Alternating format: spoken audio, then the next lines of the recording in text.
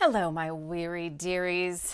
This is Annette of AnnetteLeonard.com, back with an episode of Chronic Wellness.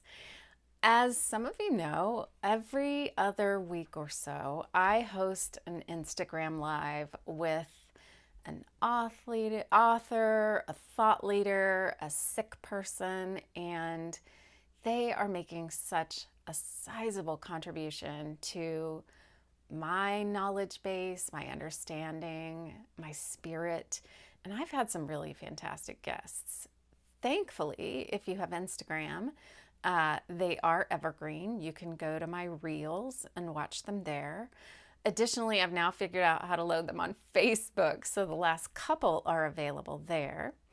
And my most recent guest was Sonya Huber, who is a very talented and decorated author and professor of English.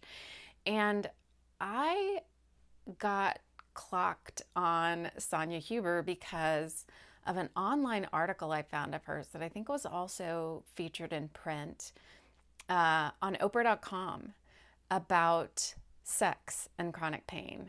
And we had a really engaging conversation about sex and chronic pain because, folks, there's not much out there about that. And one of her books is called Pain Woman Takes Your Keys and Other Essays from a Nervous System. And I asked for her permission to read part of one of her essays called What Pain Wants for you today on the podcast.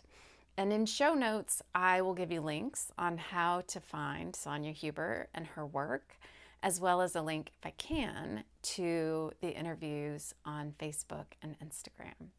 All right, let's jump in. What pain wants? Pain wants you to put in earplugs because sounds are grating. Pain has something urgent to tell you, but forgets over and over again what it was. Pain tells you to put your laptop in the refrigerator.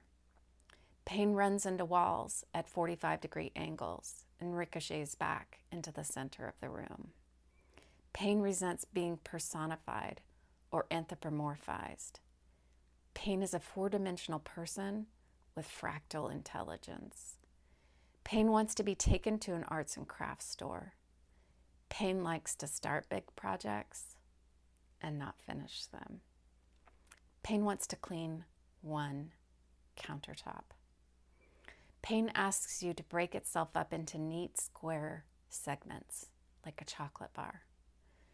Pain makes a hissing, popping hum like high-tension power lines. Pain has ambition, but is utterly unfocused. Pain will get its revenge if you ignore it, but sometimes forgets what it's angry about. Pain puts its beaked head in the long-fingered wing hands of its frustration and loneliness. Pain winks at you with its dot black eyes and tries to make the sign for I love you. Pain folds its wings and legs and spindles quietly and blinks up at you when you say, I know. Pain understands that you cannot say I love you back, but that there is something bigger behind I love you that you do not have the words for. Pain also understands that the background to I love you is something like a highway.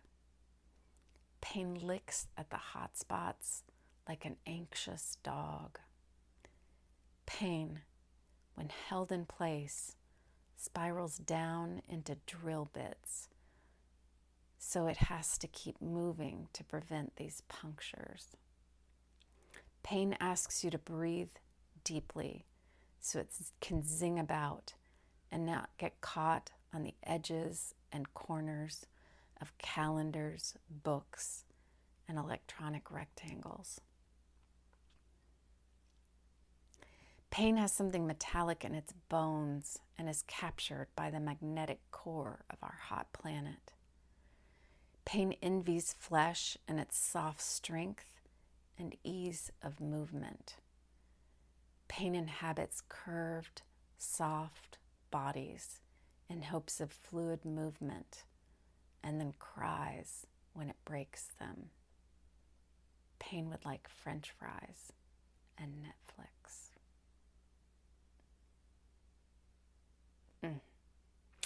So I took excerpts out of that essay. That was not the essay in its entirety, but that whole book, Pain Woman Takes Your Keys and Other Essays, is filled with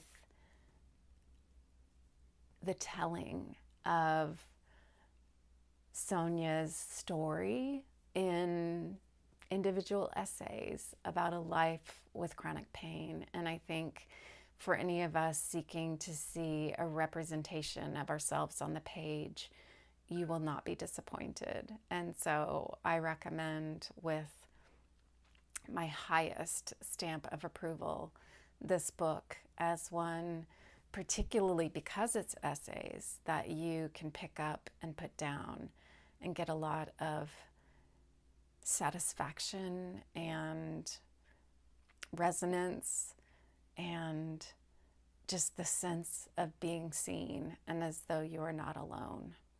And also, check out my Instagram or Facebook if you're interested in watching interviews with Sonya Huber and others like her. Thanks so much for being here. Please leave a rating, leave a comment, like or subscribe. And until we're together again, I hope that you're finding ways to tend to your spirit and be well.